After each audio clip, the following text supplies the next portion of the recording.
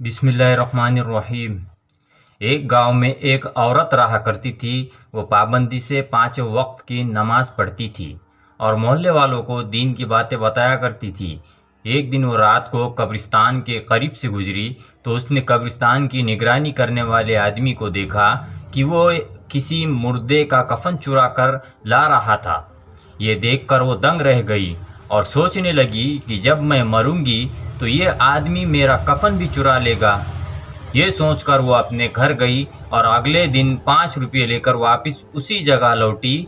उसने कब्रिस्तान की निगरानी करने वाले आदमी को 5 रुपये देते हुए कहने लगी कि देखो, ये रुपये रख लो और मेरे मरने के बाद मेरा कफन मत चुराना।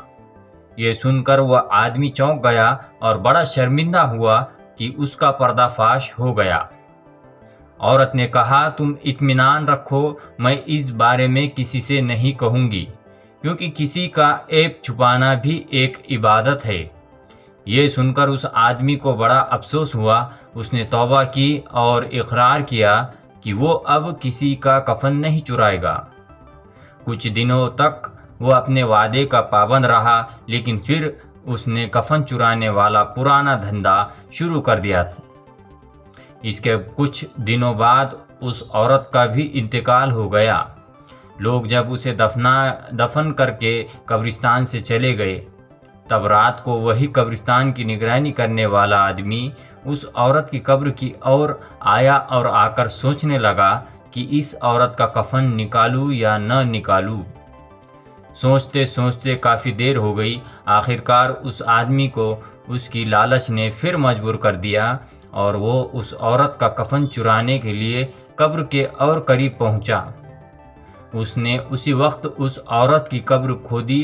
कब्र खोदने के बाद जैसे ही उस औरत की लाश नज़र आई तो वो डर के मारे कांप गया।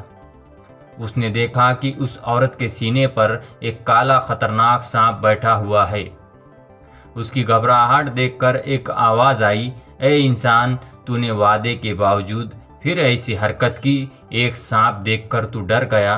क्या तुझे मालूम है कि ये सांप मेरे सीने पर क्यों बैठा है?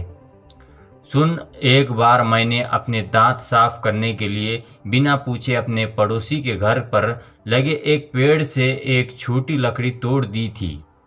जिंदगी में कभी ये ख्याल भी न आया कि ये भी कोई गुनाह है, लेकिन आज उस चोरी की मुझे ये सज़ा मिल रही है।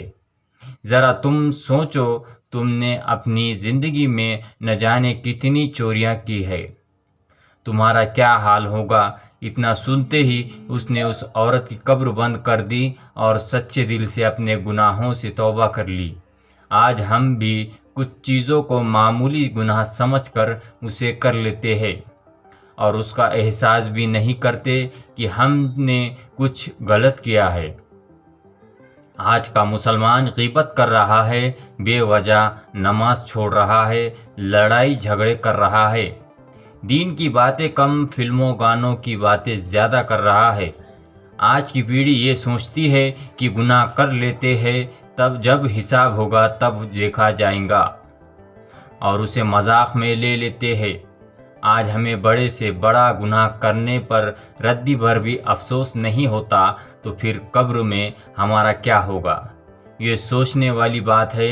बहरहाल अल्लाह से हर वक्त अपने किए गुनाहों की माफ़ी मांगो और कोई भी गुनाह चाहे छोटा हो या बड़ा, वो करने से बचो।